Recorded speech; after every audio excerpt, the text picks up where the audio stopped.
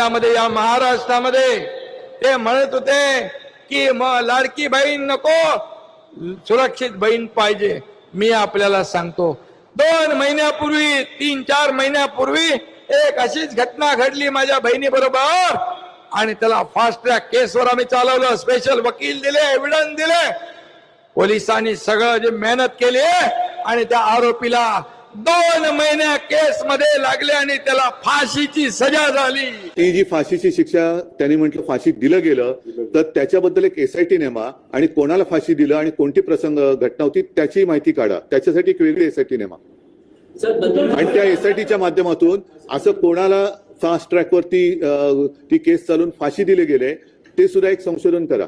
आता आपण आलेली जाग ही जाऊ देता कामा नये आणि म्हणून मी घटनाबाह्य मुख्यमंत्र्यांना सांगतो की थोडे दिन के मेहमान हो, तुम्ही जरा नीटपणाने वागा, कारण मुख्यमंत्री पद गेल्यानंतर तुम्हाला त्याच ठाण्यात राहायचंय. तेव्हा या सगळ्या बहिणी तुमच्या अवतीभोवती येणार आहेत जाब विचारायला की तू मुख्यमंत्री होताच, अगदी गद्दारी करून झाला होतास, पण माझं रक्षण तू केलं नाहीस, उत्तर दे. आणि त्याच्यासाठी जे शक्ती विधेयक आम्ही आणू पाहत होतो, जवळपास सगळी तयारी झाली होती. आता मला असं वाटतं ते आणू नये म्हणून यांनी सरकार पाडलं की काय. आता त्या विधेयकाचं झालं काय, काय सुधारणा असतील, काय असेल करा ना, पण आणा ना ते.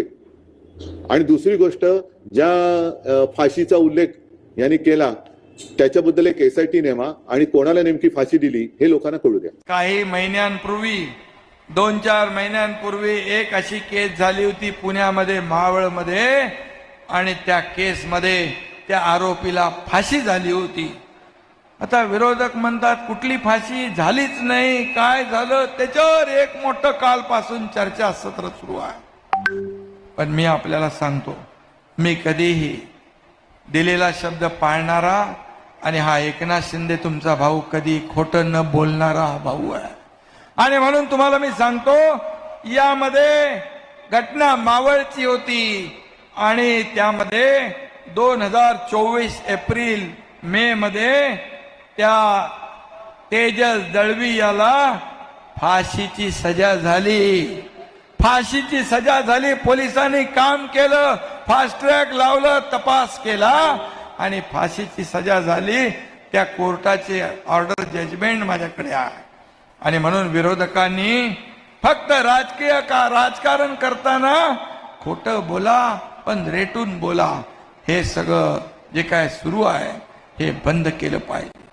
आणि म्हणून मी आपल्याला एवढं सांगतो, हे पुणे शिवाजीनगर विशेष सत्र न्यायालयातली ही घटना आहे. कारण मला इथं बोलण्याचं कारण एवढं की कालपासून हाच मीडियावर सुरू आहे. मुख्यमंत्र्यांनी सांगितलं फाशी झाली, अरे फाशी झालीच नाही.